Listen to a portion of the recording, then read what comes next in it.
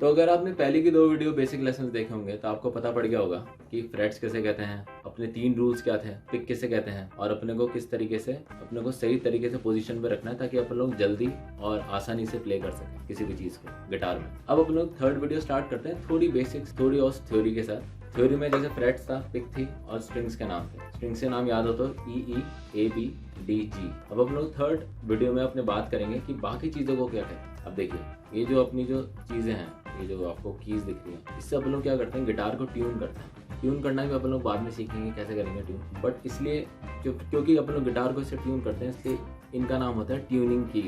इसको कहते हैं ट्यूनिंग कीज। इस पूरे बॉक्स को अपन लोग कहते हैं बॉडी और इसको अपन लोग कहते हैं साउंड होल, क्योंकि इसी से साउंड आ रही होती है। मतलब बेसिकली बहुत इजी है गिटार के जो थ्योरी पार्ट है, कॉमन सेंस यूज़ करके बनाए गए हैं, जो कि बहुत अच्छी बात है। तो इसको अपन लोग साउंड होल कहते हैं, इसको बॉडी कहते हैं, इसको ट्यूनिंग कीज कहते हैं, राइट। इसको फ्रेट्स कहते थे, अपन लोगों ने सीख ही लिया था। अब अपन लोग इसको ये जो पार्ट है ना, ये जो व्हाइट कलर का पार्ट है, इसको अपन लोग कहते हैं नट, NUT नट। अब इसका रोल क्या होता है, अगर आप ढंग से देखें ना गिटार को, देखिए मैं थोड़ा सा आपको वैसे दिखाता हूँ। अगर आप ढंग से देखें तो ये जो नट है ना, अगर ये नहीं होता तो ये सारी स्ट्रिंग्स ना इस पे चिपक गई होती। ये जो भी आपको दिख रहा है ना हत्ता, इसका भी नाम होता है, मैं अभी आपको बताऊंगा। इस पे पूरी चिपक चुकी होती है, फिर गिटार बज नहीं रहा होता। तो इसलिए ये नट इसको हल्का सा इससे ऊपर रखता है। इस पूरे अपन लोग इस हत्ते को अपन लोग क्या कहते हैं, फ्रेट बोर्ड कहते हैं, क्योंकि इस पे फ्रेट्स लगे हुए होते हैं, इसलिए इसको फ्रेट बोर्ड कहा जाता है। तो ये जो स्ट्रिंग्स और फ्रेट बोर्ड के बीच जो गैप है ना, जिसकी वजह से गिटार में साउंड आ पाती है, जिसकी वजह से गिटार बज पाता है, वो इस नट की वजह से बजता है। दूसरा इसकी वजह से बज पाता है। जो ब्रिज है,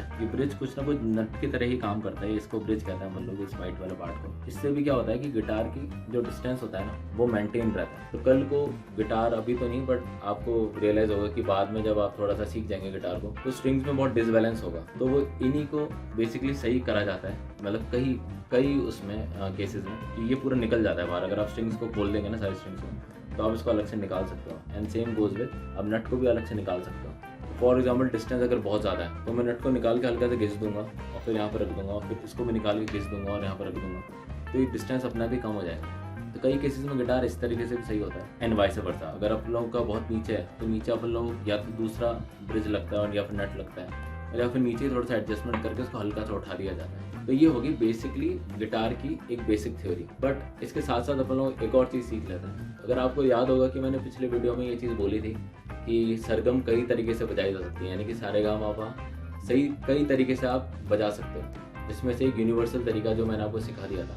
सेकंड तरीका क्या होता है आपको कि एक रूल होता है। अब लिख लीजिए 2 4 1 2 4 1 3 4। इजी है, 2 4 1 2 4 1 3 4। इस रूल का आप नोट लीजिए, मैंने डिस्क्रिप्शन में भी दे दिया है। 2 4 क्या है, फॉर एग्जाम्पल मैंने जो सबसे ऊपर वाली स्ट्रिंग है, इस पे मान लो कि मैंने यहाँ पर फिंगर रख दी है ना, तो मैं इसको मैं अपने मन में 2 मान लूँगा। तो 2 मानूंगा तो सेकंड फिंगर से ही मैं बजाऊंगा। अगर आपको याद हो तो जब मैं सरगम सिखा रहा था तो एक रूल था कि जिस नंबर का फ्रेट हो अब उसी नंबर के फिंगर को आप प्लेस करना होता है। तो इसको अगर मैं सेकंड मान रहा हूँ तो सेकंड फिंगर का मैं यूज़ करूँगा। तो फॉर एग्जाम्पल मैं प्ले करता हूँ 2 4। अब ये 3 हो गया तो मेरे लिए 4 ही हो गया। अब मुझे इस छोटे वाले फिंगर से प्ले करना है। छोटे वाली फिंगर से आपसे प्ले तब हो जाएगा जब आपने एकदम फर्स्ट वाली वीडियो की एक्सरसाइज अगर अच्छे से करी होगी ना, तो इसको प्ले करने में आपको कोई दिक्कत नहीं आएगी। अगर मैं कहीं से भी बजाऊँ, फॉर एग्जाम्पल मैं यहाँ से बजा लेता हूँ, ये हो गया अपना 6 फ्रेट। अब मैं इस पर फिंगर प्लेस करके बोलूँगा 2 और फिर 4। अब फिर रूल क्या कहता है 1 2 4। 2 4 के बाद आएगा 1 2 4। अब नीचे वाली स्ट्रिंग जो है ना, यानी कि ए स्ट्रिंग, इसमें मैं 1 2 4 प्ले कर दूंगा। तो मेरे लिए सेकंड फ्रेट ये था 2 4, तो मेरे लिए फर्स्ट फ्रेट कौन सा हो जाएगा, ये वाला हो जाएगा। तो मैं 1 2 4 प्ले करूँ और मैं इसे नीचे वाली स्ट्रिंग पे बचा हुआ वो प्ले कर दूँ नंबर्स 1 3 4 1। अब मैं इसको अगर ढंग से प्ले करूँ तो कुछ ऐसा साउंड करेगा।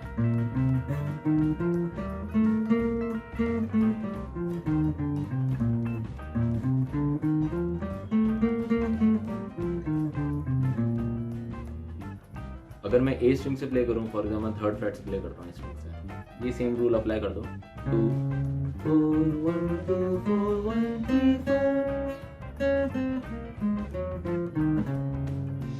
राइट। अब इसमें एक छोटा सा वो आ जाता है लूप होल। लूप होल क्या है कि जैसे मैं बी स्ट्रिंग पर आऊँगा ना, तो अगर आप देखोगे ना, फॉर एग्जाम्पल मैं जी से प्ले कर रहा हूँ, नहीं फॉर एग्जाम्पल मैं अगर यहाँ से प्ले कर रहा हूँ डी स्ट्रिंग से, तो 2 4 1 2 4 1 3 4। अब ये थोड़ा सा ऑफ साउंड करेगा। फॉर एग्जाम्पल वापस प्ले करके दिखाता हूँ। ये बी वाला कुछ ऑफ सा साउंड किया। तो इसमें क्या होगा कि फॉर एग्जाम्पल वापस प्ले करता हूँ 2 4 1 2 4। अब जैसे बी पर आएगी ना, आपको एक फ्रेट आगे शिफ्ट हो जाना है, यानी कि 1 3 4 अपना एक फ्रेट आगे शिफ्ट कर देना है।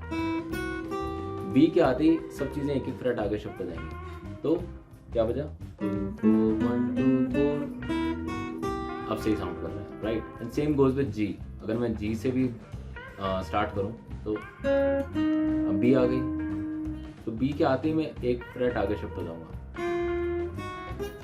और यही मेरा अब आगे का भी रहेगा। तो 2 4। अब मेरा 1 ये होना चाहिए था, पर क्योंकि बी स्ट्रिंग आ गई तो 1 एक आगे शिफ्ट हो गया। 2 4। अब यही रहेगा मेरा 1 3 4। तो क्या बजा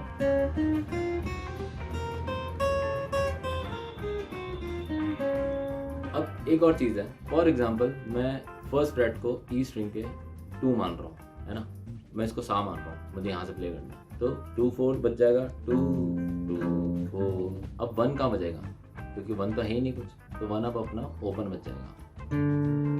तो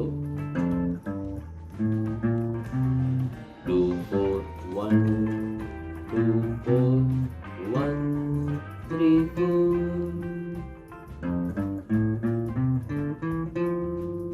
तो अपने को प्रैक्टिस क्या करनी है इसकी, यहाँ से स्टार्ट करना है,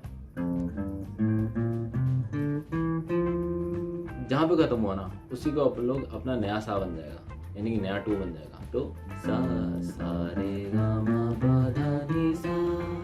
अब मैं इसी को सा मान लेता हूँ, सा रे गा मा पा। अब बी स्ट्रिंग आ गई तो मेरा 1 एक आगे शिफ्ट हो जाएगा। अब मैं यहीं से वापस से प्ले करता हूँ। अब इसके बाद मैं क्या करूँ, क्योंकि स्ट्रिंग्स तो खत्म हो गई, तो अब मुझे क्या करना है, तो क्या बजा सा 2 4 1 2 4। अब मुझे ये फ्रेट छोड़ के इसके अगले वाले फ्रेट को पकड़ना है 1 3 4। तो अपने को ये प्रैक्टिस करनी है, यानी कि यहाँ से शुरू किया था और यहाँ पे खत्म हुआ। तो वापस से करते हैं प्रैक्टिस, क्या होगी।